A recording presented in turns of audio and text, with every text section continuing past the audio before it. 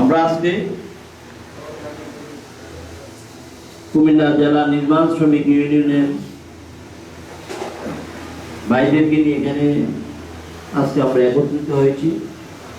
আজকের একত্রিত হওয়ার কিছু বিষয় হলো, আজকে আমাদের প্রিয় নেতাকে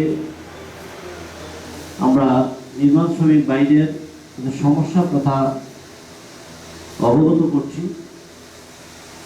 যেহেতু নির্মাণ শ্রমিক ভাইয়েরা এবং যারা নির্মাণ শ্রমিক নেতৃবৃন্দ আছেন তখন অনেক সমস্যার সম্মুখীন হয়,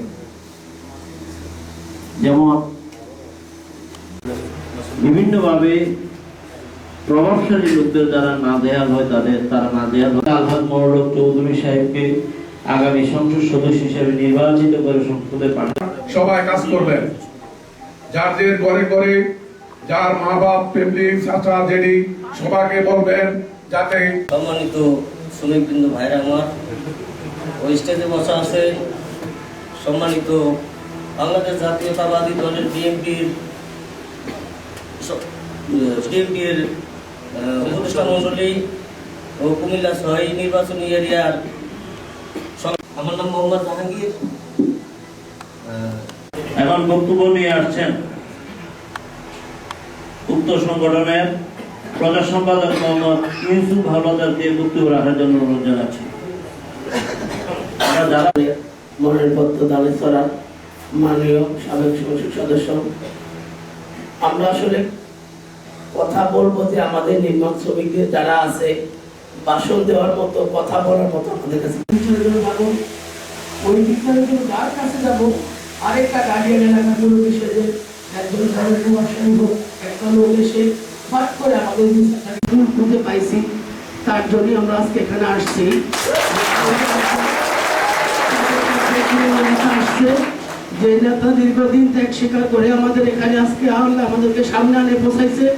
আমরা চাচ্ছি আমাদের এই নেতা বলবে, ওই জন্য আমরা নেতার কাছে এসেছি যে আমরা আসলে কথা বুঝে বলতে গেলে অনেকে পারি না, কিন্তু আমাদের একটা কোনো ফুল নাই।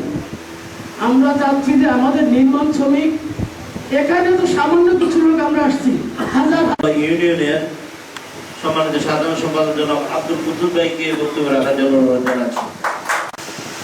এখন বর্তমানে আমাদের ৬ নির্বাচনী এরিয়ার নির্বাচন প্রত্যাশী জনাব মনিরুল চৌধুরী সাহেব। আসলে আগে আমরা দূর করে জিজ্ঞেস করেন ২-৪ ঘন্টা করতে পারবো, কিন্তু আসলে আমরা তো ওইরকম বক্তব্য দিতে পারি না, আমরা ওইরকম বক্তব্য মঞ্চের লোকও না।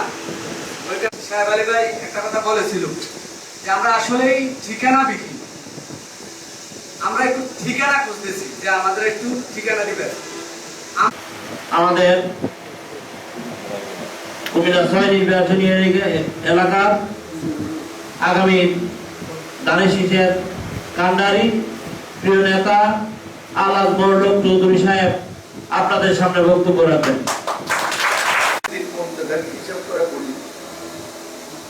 আপনারা বসে আছেন, তাহলে আমি একটু আগে আসতে পারতাম, আমাকে একটু বলেনি। যাই হোক, আমি আপনাদেরকে খুঁজতে যাব। আলহামদুলিল্লাহ মাহবুব একত্র করে দিয়েছে, আমি জানতাম না আপনাদের একটা কমিটি আছে। মাস ৬ আগে আমি আমার দলের কাছে একটা রিপোর্ট দিয়েছিলাম, আমি শ্রমিক রাজনীতি করি না, জীবনে শুনতে একবার করি না,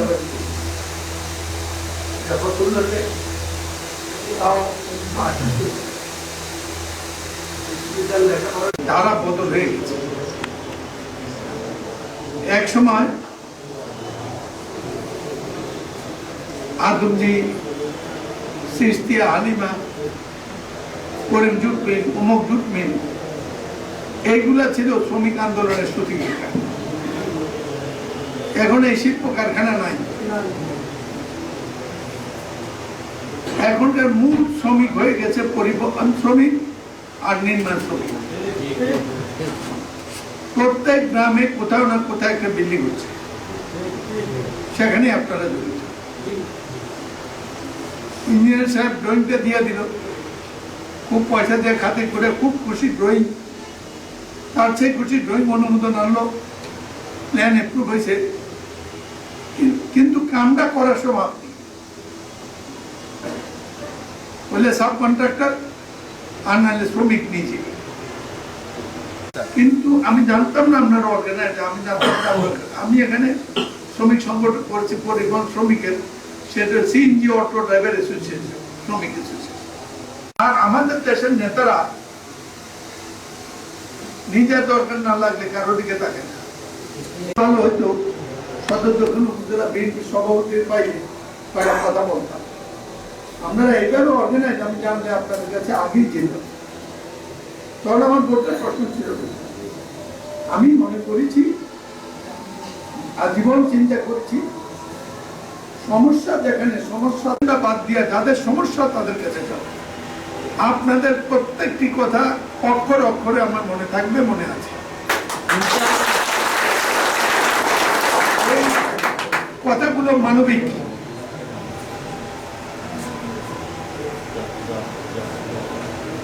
আপনাদের কাছে এই দেশে কোনো বিল্ডিং স্থাপনা হওয়ার সম্ভাবনা নাই, যে যত বড় বড় ইঞ্জিনিয়ার হোক, আর্কিটেক্ট হোক, যাই হোক, সুতরাং আপনারা ফেলে দেওয়ার পত্র নয়।